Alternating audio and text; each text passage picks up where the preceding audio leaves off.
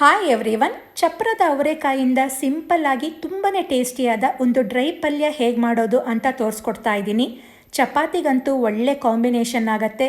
ಹಾಗೆ ಸೈಡ್ ಪಲ್ಯ ಆಗಿ ಅನ್ನ ಸಾರಿನ ಜೊತೆ ತಿನ್ನಲಿಕ್ಕಂತೂ ತುಂಬಾ ರುಚಿಯಾಗಿರುತ್ತೆ. ನಾವಿದನ್ನು ಚಪ್ರದ ಅವರೆಕಾಯಿ ಅಂತ ಕರಿತೀವಿ. ಇದನ್ನು ಚಿಕಡಿಕಾಯಿ, ಮನ್ನ ಅವರೆಕಾಯಿ ಅಂತಲೂ ಕರೀತಾರೆ. ನೀವು ಇದನ್ನು ಏನಂತ ಕರಿತೀರಿ ಕಮೆಂಟ್ ಮಾಡಿ ತಿಳಿಸಿ. ಇವತ್ತು ನಾ ತೋರಿಸ್ತಾ ಇರೋ ಚಪ್ರದ ಅವರೆಕಾಯಿ ಪಲ್ಯ ಅಂತೂ ದಿಢೀರಾಗಿ ಮಾಡ್ಕೊಳ್ಬೋದು. ಜಾಸ್ತಿ ಇಂಗ್ರೀಡಿಯೆಂಟ್ಸ್ಗಳೇನೂ ಬಳಸ್ತಾ ಇಲ್ಲ, ಆದರೂ ರುಚಿ ಮಾತ್ರ ತುಂಬಾ ಚೆನ್ನಾಗಿರುತ್ತೆ.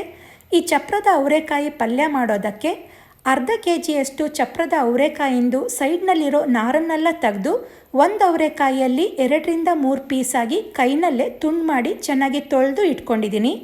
ಇದನ್ನು ನಾವು ಚಾಕುವಲ್ಲಿ ಕಟ್ ಮಾಡೋ ಅವಶ್ಯಕತೆ ಇಲ್ಲ, ಕೈನಲ್ಲೇ ಸಲೀಸಾಗಿ ತುಂಡು ಮಾಡ್ಕೋಬೋದು. ಈಗ ಪಲ್ಯದ ಒಗ್ಗರಣೆ ಮಾಡ್ಕೊಳ್ಳೋಕ್ಕೆ ಒಂದು ಕಡಾಯಿಯಲ್ಲಿ 3 ಟೇಬಲ್ ಸ್ಪೂನಷ್ಟು ಎಣ್ಣೆನ ಹಾಕಿದ್ದೀನಿ.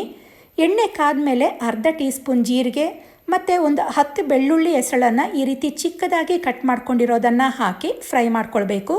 ಬೆಳ್ಳುಳ್ಳಿನ ನಾವು ಎಷ್ಟು ಚೆನ್ನಾಗಿ ಫ್ರೈ ಮಾಡ್ಕೊಳ್ತೀವೋ ಈ ಪಲ್ಯಕ್ಕೆ ಅಷ್ಟೇ ಒಳ್ಳೆ ಫ್ಲೇವರ್ ಮತ್ತು ರುಚಿ ಕೊಡುತ್ತೆ. ಈ ರೀತಿ ಬೆಳ್ಳುಳ್ಳಿನ ಫ್ರೈ ಮಾಡ್ಕೊಂಡ್ಮೇಲೆ ಚಿಕ್ಕದಾಗಿ ಹೆಚ್ಕೊಂಡಿರೋ 2 ಈರುಳ್ಳಿ ಮತ್ತು ಕರಿಬೇವನ್ನು ಹಾಕಿ ಇದನ್ನು ಕೂಡ ಚೆನ್ನಾಗಿ ಫ್ರೈ ಮಾಡ್ಕೊಳ್ಬೇಕು. ಇದು ಡ್ರೈ ಪಲ್ಯ ಆದ್ದರಿಂದ ಬೆಳ್ಳುಳ್ಳಿ, ಈರುಳ್ಳಿ, ಟೊಮ್ಯಾಟೋನ ಎಷ್ಟು ಚೆನ್ನಾಗಿ ಫ್ರೈ ಮಾಡ್ಕೊಳ್ತೀವೋ ಪಲ್ಯ ಕೂಡ ಅಷ್ಟೇ ಟೇಸ್ಟಿಯಾಗೇ ಇರುತ್ತೆ. ನಂತರ ಇದಕ್ಕೆ ಒಂದು ದೊಡ್ಡ ಟೊಮ್ಯಾಟೊ ಹೆಚ್ಕೊಂಡಿರೋದನ್ನು ಹಾಕಿ ಟೊಮ್ಯಾಟೊನೂ ಕೂಡ ಫುಲ್ಲು ರೋಸ್ಟ್ ಆಗೋ ತನಕ ಫ್ರೈ ಮಾಡ್ಕೊಳ್ಬೇಕು. ಇದು ಡ್ರೈ ಪಲ್ಯ ಆದ್ದರಿಂದ ಜಾಸ್ತಿ ಟೊಮ್ಯಾಟೊನೂ ಕೂಡ ಹಾಕಬಾರ್ದು. ಹಾಗೆ ಹಾಕಿರೋ ಟೊಮ್ಯಾಟೋದು ರಸನೆಲ್ಲ ಹಾಗೆ ಬಿಡದೆ ಫುಲ್ ಡ್ರೈ ಆಗೋ ತನಕ ಅದನ್ನು ಫ್ರೈ ಮಾಡ್ಕೊಳ್ಳಿ. ನೋಡಿ, ಈ ರೀತಿ ಟೊಮ್ಯಾಟೊ ಫ್ರೈ ಆಗಿರಬೇಕು. ಇವಾಗ ಇದಕ್ಕೆ ಸಣ್ಣದಾಗಿ ಹೆಚ್ಕೊಂಡಿರೋ 2 ಮೀಡಿಯಮ್ ಸೈಜ್ ಆಲೂಗೆಡ್ಡೆನ ಹಾಕ್ಕೊಳ್ತಾ ಇದ್ದೀನಿ. ಈ ಪಲ್ಯಕ್ಕೆ ಚಪ್ರದ ಅವರೆಕಾಯಿ ಜೊತೆಗೆ ಆಲೂಗೆಡ್ಡೆ ಕಾಂಬಿನೇಷನ್ ತುಂಬಾ ಚೆನ್ನಾಗಿರುತ್ತೆ. ಅವರೆಕಾಯಿ ಬೇಯೋದ್ರಕ್ಕಿಂತ ಆಲೂಗೆಡ್ಡೆ ಬೇಯೋದಕ್ಕೆ ಸ್ವಲ್ಪ ಜಾಸ್ತಿ ಟೈಮ್ ತೊಗೊಳುತ್ತೆ.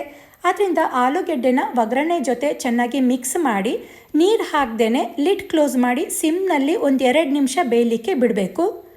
ತರಕಾರಿಗಳನ್ನು ನೀರು ಹಾಕಿ ಬೇಯಿಸೋದ್ರಕ್ಕಿಂತ ಎಣ್ಣೆಯಲ್ಲೇ ಬೇಯಿಸ್ಕೊಂಡ್ರೆ ಬೇಗ ಬೆಂದೋಗುತ್ತೆ. ಈಗ ಈ ಆಲೂಗೆಡ್ಡೆ ಕೂಡ ಅರ್ಧದಷ್ಟು ಬೆಂದಿದೆ. ಇವಾಗ ಇದಕ್ಕೆ ಕೈನಲ್ಲೇ ತುಂಡು ಮಾಡ್ಕೊಂಡಿರೋ ಚಪ್ರದ ಅವರೆಕಾಯಿನ ಹಾಕ್ಕೊಳ್ತಾ ಇದ್ದೀನಿ. ಹಾಗೆ ಇದ್ರ ಜೊತೆಗೆ ರುಚಿಗೆ ತಕ್ಕಷ್ಟು ಉಪ್ಪು ಮತ್ತು ಒಂದು 1/4 ಟೀ ಸ್ಪೂನ್ ಅರಿಶಿಣ ಹಾಕಿ ಒಗ್ಗರಣೆ ಜೊತೆ ನೀಟಾಗಿ ಮಿಕ್ಸ್ ಮಾಡಿಕೊಂಡು ನೀರು ಹಾಕ್ದೇ ಮತ್ತೆ ಸಿಮ್ನಲ್ಲಿ ಒಂದು 2 ನಿಮಿಷ ಲಿಡ್ ಕ್ಲೋಸ್ ಮಾಡಿ ಅವರೆಕಾಯಿನ ಬೇಯಲಿಕ್ಕೆ ಬಿಡೋಣ.